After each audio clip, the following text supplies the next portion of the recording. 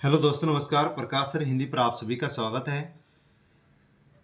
दोस्तों, हिंदी व्याकरण के 31 पाठ हमने पढ़े हैं। आज हम 32वां पाठ पढ़ेंगे, जिसमें प्रत्यय का अध्ययन करेंगे। किसी भी परीक्षा में जिसमें हिंदी व्याकरण से संबंधित सिलेबस जोड़ा जाता है, उन सभी परीक्षाओं के लिए ये थ्योरी की वीडियोस बहुत ही अति महत्वपूर्ण हैं। आप इनसे नोट्स भी तैयार कर सकते हैं, वीडियोस देख करके रिविजन भी कर सकते हैं। एग्जाम के समय तो ये वीडियोस इतनी महत्वपूर्ण है कि बहुत ही कम समय में आप संपूर्ण हिंदी व्याकरण का रिवीजन कर सकते हैं। 32वें इस पाठ में प्रत्यय का हम अध्ययन करेंगे। प्रत्यय प्रतिधन आई शब्द से बना है। प्रत्यय प्रतिधन आई शब्द से बना है। यण स्वर संधि है प्रत्यय शब्द में। प्रति उपसर्ग का अर्थ होता है साथ में या बाद में। आई का अर्थ होता है जुड़ने वाला या चलने वाला। उपसर्ग के बाद में शब्द धातु या क्रिया होती है, यानी शब्द धातु या क्रिया के पहले उपसर्ग जुड़ता है और उसके बाद में प्रत्यय जुड़ता है। वे शब्दांश जो किसी शब्द क्रिया धातु के अंत में पीछे जुड़कर नए शब्द की रचना करते हैं, वे प्रत्यय कहलाते हैं। यानी किसी भी शब्द धातु या क्रिया के बाद में कोई शब्दांश यानी प्रत्यय जुड़ता है और नए शब्द का निर्माण करता है, तो उसे हम प्रत्यय कहते हैं। यानी किसी भी शब्द धातु क्रिया के बाद में जुड़ने वाला जो शब्दांश होता है और नए शब्द की रचना कर देता है, उसे प्रत्यय कहते हैं। जैसे चढ़ धन आई, आई प्रत्यय है। चढ़ धन आई नया शब्द बन गया चढ़ाई। सज धन आवट, सजावट। चाचा धन एरा, चचेरा। बच्चा धन पन, बचपन। तो बच्चा मूल शब्द है, पन प्रत्यय है, नया शब्द बन गया बचपन। तो पन प्रत्यय होता है, बाद में जुड़ता है और नए शब्द का निर्माण करता है। प्रत्यय की प्रमुख विशेषताएं कौन कौन सी होती हैं? प्रत्यय शब्द नए होकर शब्दांश होते हैं, यानी शब्द का अंश होते हैं। प्रत्यय का कोई स्वतंत्र अर्थ नहीं होता है। प्रत्यय में संधि नियम लागू नहीं होता है। प्रत्यय जिस शब्द के अंत में जुड़ते हैं उसके अर्थ में परिवर्तन या फिर बदलाव कर देते हैं। यानी नए शब्द का निर्माण होता है, तो नए शब्द का जब निर्माण होता है तो उस शब्द का अर्थ भी अलग होता है।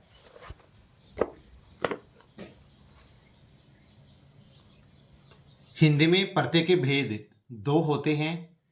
पहला होता है कृत प्रत्यय, जिसको कृदंत प्रत्यय भी कहते हैं। दूसरा होता है तद्धित प्रत्यय। कृत प्रत्यय या कृदंत प्रत्यय के 5 उपभेद हैं। कर्तृवाचक कृत या कृदंत प्रत्यय के 5 उपभेद हैं, जिनके नाम हैं कर्तृवाचक कृत प्रत्यय, क्रमवाचक कृत प्रत्यय, करणवाचक कृत प्रत्यय, भाववाचक कृत प्रत्यय और क्रियाबोधक कृत प्रत्यय। जो तद्धित प्रत्यय होते हैं उनके 6 उपभेद होते हैं। जैसे कर्तृवाचक तद्धित प्रत्यय, भाववाचक तद्धित प्रत्यय, संबंधवाचक या गुणवाचक तद्धित प्रत्यय। इसका चौथा भेद है उन्तावाचक या हीनतावाचक या लघुतावाचक तद्धित प्रत्यय। और 5वां उपभेद होता है अपत्यवाचक या संतान बोधक तद्धित प्रत्यय। और 6ठा उपभेद होता है स्त्री बोधक तद्धित प्रत्यय।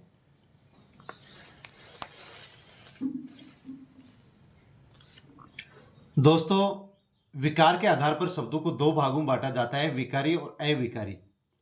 विकारी शब्द वे होते हैं जिनका रूप लिंगवचन कारककाल के प्रभाव से नहीं बदलता है। विकारी शब्द वे होते हैं जिनका रूप लिंगवचन कारककाल के प्रभाव से बदल जाता है, परिवर्तन आ जाता है, उन शब्दों को विकारी शब्द कहते हैं। और विकारी शब्द 4 प्रकार के होते हैं: संज्ञा, सर्वनाम, विशेषण और क्रिया। संज्ञा, सर्वनाम, विशेषण और क्रिया शब्द ऐसे होते हैं जो बदल जाते हैं, इसलिए इनको विकारी शब्द कहते हैं। क्रिया या मूल धातु, संज्ञा, सर्वनाम, विशेषण या फिर अव्यय के बाद में जो प्रत्यय लगते हैं उनको तद्धित प्रत्यय कहते हैं। अव्यय उन शब्दों को कहते हैं जो अविकारी होते हैं, अर्थात बदलते नहीं हैं। मैंने अभी बताया था आपको कि विकार के आधार पर शब्दों के 2 भेद होते हैं, विकारी और अविकारी। अविकारी शब्दों को ही अव्यय शब्द भी कहते हैं, जिनमें किसी प्रकार का कोई बदलाव नहीं होता है, जिनमें किसी प्रकार का कोई परिवर्तन नहीं होता है, किसी प्रकार से इनमें व्यय यानी खर्च नहीं होता है। तो विकार के आधार पर विकारी और अविकारी को अवयवी कहते हैं। तो संज्ञा, सर्वनाम, विशेषण और जो अव्यय शब्द होते हैं इनके बाद में लगने वाले जो प्रत्यय होते हैं उनको तद्धित प्रत्यय कहते हैं, और उनसे नया जो शब्द बनता है उनको तद्धितांत शब्द कहते हैं। विकारी शब्दों में जो क्रिया शब्द होते हैं या फिर मूल धातु होती है उसके बाद में जो प्रत्यय लगते हैं उनको कृत प्रत्यय या कृदंत प्रत्यय कहते हैं, और इनसे बनने वाला जो नया शब्द होता है उसको कृदंत शब्द कहते हैं। तो दोस्तों इस बात को हम अवश्य ध्यान में रखेंगे कि विकार के आधार पर शब्दों के दो भेद होते हैं, विकारी और अविकारी। अविकारी को अवयवी कहते हैं। अविकारी में संज्ञा, सर्वनाम, विशेषण और अविकारी या अव्यय के बाद में जो प्रत्यय लगते हैं उनको तद्धित प्रत्यय कहते हैं। नया शब्द बनता है उनको तद्धितांत शब्द कहते हैं। विकारी शब्द में जो क्रिया शब्द होते हैं या जो मूल धातु होती है, क्रिया या मूल धातु के बाद में लगने वाले जो प्रत्यय होते हैं उनको कृत या कृदंत प्रत्यय कहते हैं, और जो नया शब्द बनता है उन्हें कृदंत शब्द कहते हैं।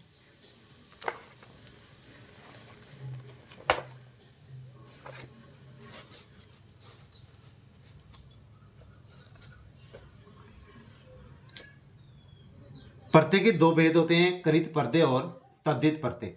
तो हम पहले पढ़ेंगे कृत प्रत्यय, जिनको कृदंत प्रत्यय कहते हैं, जो क्रिया शब्दों के या धातु के बाद में लगते हैं। तो कृत प्रत्यय या कृदंत प्रत्यय किसी भी धातु या क्रिया के साथ जुड़ने वाला प्रत्यय कृत या कृदंत प्रत्यय कहलाता है। कृत प्रत्यय के योग से बना शब्द कृदंत शब्द कहलाता है।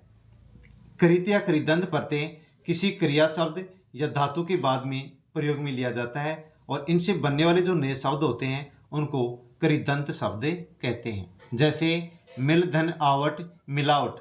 तो यहाँ पर जो मिल है ये एक क्रिया शब्द है, इसके बाद में जो प्रत्यय जुड़ा है आवट, ये कृत प्रत्यय है। मिल, धन, मिल प्लस आवट से मिलावट एक नया शब्द बना है, इस मिलावट शब्द को हम कृदंत शब्द कहते हैं। चढ़, धन, आई, चढ़ाई, स्था, धन, अनीय, स्थानीय, गम, धन, तव्य, गंतव्य। तो यहाँ पर जो भी प्रत्यय लग रहे हैं ये सभी कृत प्रत्यय हैं, और जो नए शब्द बने हैं इनको हम कृदंत शब्द कहते हैं। हमने अभी पढ़ा था कि कृदंत जो प्रत्यय होते हैं उनके 5 उपभेद होते हैं, उनका अध्ययन हम करते हैं। कृत प्रत्यय के उपभेद 5 होते हैं, जिनमें पहला उपभेद है कर्तृवाचक कृत प्रत्यय, या इनको कर्तावाचक कृत प्रत्यय भी कहते हैं। जब किसी क्रिया या मूल धातु के साथ प्रत्यय का प्रयोग किया जाए तथा वह कर्ता के अर्थ का बोध कराए तो उन्हें कर्तृवाचक कृत प्रत्यय कहते हैं। यानी कर्तृवाचक प्रत्यय उन्हें कहते हैं जो प्रत्यय किसी क्रिया या मूल धातु के बाद में जुड़ करके कर्ता के अर्थ का बोध देने वाले शब्दों का निर्माण करते हैं। जैसे उदाहरण हम पढ़ते हैं, चला, धन, अक, चालक। तो यहाँ पर जो चला है ये क्रिया शब्द है, अक प्रत्यय है, इनसे नया शब्द बना चालक। यहाँ पर जो चालक शब्द है ये हमें कर्ता का बोध करवा रहा है। तो यहाँ पर जो अक प्रत्यय है ये कृत प्रत्यय तो है ही, लेकिन ये कर्तृवाचक कृत प्रत्यय है। जैसे दा, धन, ता, दाता, भूल, धन, अकड़, भुलक्कड़, दिखधन, आऊ, दिखाऊ, हसधन, ई, हसे, हसधन वाला, हंसने वाला, भाग प्लस औड़ा, भगोड़ा, लिख प्लस एरा, लिखेरा, मर्दन, इयल, मरियल, लड़धन, आकू, लड़ाकू। तो यहाँ पर ये सभी क्रिया शब्द हैं, इनके बाद में जुड़ने वाले जो प्रत्यय हैं ये कर्तृवाचक कृत प्रत्यय हैं, क्योंकि इनके जुड़ने से जो नया शब्द बन रहा है वह कर्ता का बोध कराने वाला है, कर्ता का बोध कराने वाले शब्दों का निर्माण कर रहा है। इस कारण से इसे कर्तृवाचक कृत प्रत्यय कहते हैं। कर्त प्रत्यय का दूसरा उपभेद हम पढ़ेंगे, जिसे क्रमवाचक कृदंत प्रत्यय कहते हैं। ऐसे प्रत्यय जो क्रम का अर्थ प्रकट करने वाले शब्दों का निर्माण करते हैं, यानी वे प्रत्यय जो क्रम का अर्थ प्रकट करने वाले शब्दों का निर्माण करते हैं। यानी वे प्रत्यय जो ऐसे शब्दों का निर्माण करते हैं जो कि क्रम के अर्थ को प्रकट करते हैं, तो उनको क्रमवाचक कृदंत प्रत्यय कहते हैं। जैसे खेल, धन, अवना, खिलौना। तो यहाँ पर खेल, खेल के बाद में जो अवना प्रत्यय जुड़ा है, यह अवना प्रत्यय क्रमवाचक कृदंत प्रत्यय है, क्योंकि यहाँ पर जो खिलौना शब्द बना है ये हमें क्रम के अर्थ का बोध करवा रहा है। तो यहाँ पर अवना जो प्रत्यय है क्रमवाचक कृदंत प्रत्यय है। अन्य उदाहरण है दा धन ना, दाना, ओढ़ धन ना, ओढ़ना, सोंग धननी, सोंगनी, चल धननी, चलनी। तो यहाँ पर जो भी शब्द बन रहे हैं नए, ये सभी हमें क्रम के अर्थ का बोध करवा रहे हैं, इसलिए ये सभी जो प्रत्यय हैं ये क्रमवाचक कृदंत प्रत्यय कहलाते हैं। कर्तृ प्रत्यय का तीसरा उपभेद है करणवाचक कृदंत प्रत्यय। क्रिया के करण यानी साधन का निर्माण करने वाले कृत प्रत्यय करणवाचक कृत प्रत्यय कहलाते हैं।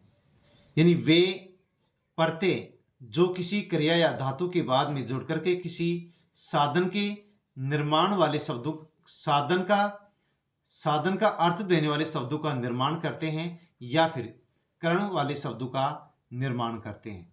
जैसे ढक धन अन्न, ढक्कन।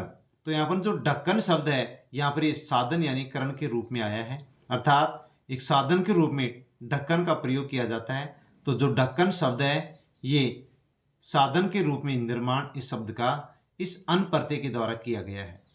बेल धन अन, बेलन, झूल धन आ, झूला, मेल धन आ, मेला, गागर धन ई, गगरी, और लेख धन नी, लेखनी।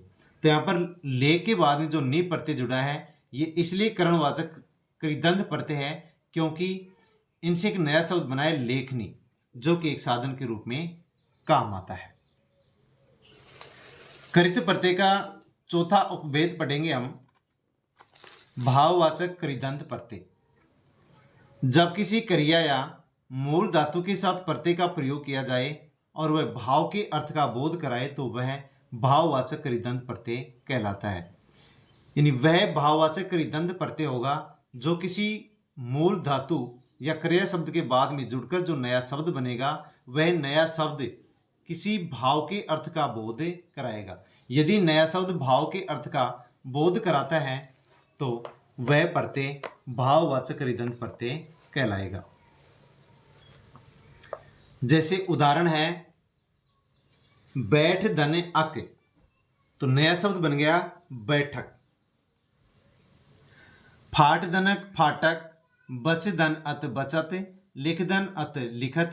ये सब भाव के अर्थ का बोध करवा रहे हैं। दिखा धन आऊ, दिखाऊ, बिड़ धन अंत, बिड़ंत, लड़ धन आई, लड़ाई, झपट धन आ, झपट्टा, घूम धन आओ, घुमाव, लिख धन आवट, लिखावट, घबरा धन आहट, घबराहट, समझ धन अवता, समझौता। ये सभी जो नए शब्द हैं ये हमें भाव के अर्थ का बोध करवा रहे हैं, इसलिए इनको भाववाचक कृत प्रत्यय कहते हैं। कृत प्रत्यय का जो पांचवा उपभेद है वह है क्रियाबोधक कृदंत प्रत्यय। जब किसी क्रिया या मूल धातु के साथ प्रत्यय का प्रयोग किया जाए और वह प्रत्यय भी क्रिया का बोधक हो तो उसे क्रियाबोधक कृदंत प्रत्यय कहते हैं। यदि किसी क्रिया शब्द या मूल धातु के बाद में प्रत्यय का प्रयोग किया जाता है और बनने वाला जो नया शब्द होता है वह यदि क्रिया का बोधक है, यदि क्रिया के रूप में उसे प्रयोग में लिया जा रहा है नए शब्द को, तो उस प्रत्यय को हम क्रियाबोधक कृदंत प्रत्यय कहेंगे। जैसे पढ़ता प्लस हुआ, तो नया शब्द बन गया पढ़ता हुआ। अब यहाँ पर जो पढ़ता हुआ नया शब्द बना है ये भी क्रिया के रूप में प्रयोग में लिया जाएगा, इसलिए पढ़ता हुआ जो नया शब्द बना है वह किस प्रत्यय की सहायता से बना है? हुआ प्रत्यय की सहायता से बना है, इसलिए जो हुआ प्रत्यय है ये क्रियाबोधक कृदंत प्रत्यय है। पढ़ती प्लस हुई, पढ़ती हुई, खाते प्लस हुए, खाते हुए, हंसते प्लस हुए, हंसते हुए, चलता प्लस हुआ, चलता हुआ, और चलती प्लस हुई, चलती हुई। तो यहाँ पर जो चलती है ये क्रिया शब्द है, हुई प्रत्यय है, इससे नया शब्द बना चलती हुई। अब चलती हुई जो नया शब्द बना है यह क्रिया का बोधक है, अर्थात क्रिया के रूप में इसका प्रयोग किया जाएगा। इससे क्रिया का हमें ज्ञान हो रहा है, इसलिए चलती हुई नए शब्द से हमें क्रिया का बोध हो रहा है। तो यह हुई प्रत्यय से शब्द का निर्माण हुआ है, तो हुई यहाँ पर जो प्रत्यय है यह क्रियाबोधक कृदंत प्रत्यय कहलाएगा। तो साथियों, यह हमने प्रत्यय के बारे में पढ़ा, प्रत्यय की परिभाषा जानी और प्रत्यय के जो दो भेद होते हैं, कृत और कृदंत प्रत्यय, उन दोनों के बारे में हमने जाना, उनके जो उपभेद थे वे जाने। इसके बाद में हमने कृत प्रत्यय से संबंधित अध्ययन किया और कृत प्रत्यय के जो 5 उपभेद होते हैं उनकी परिभाषाएं जानी, उनको समझा, साथ में उनके जो उदाहरण हैं, उनके जो प्रत्यय हैं उनको हमने पढ़ा है। जो प्रत्यय से संबंधित और मैटर बचा है उसको हम अगले वीडियो में पढ़ेंगे। धन्यवाद।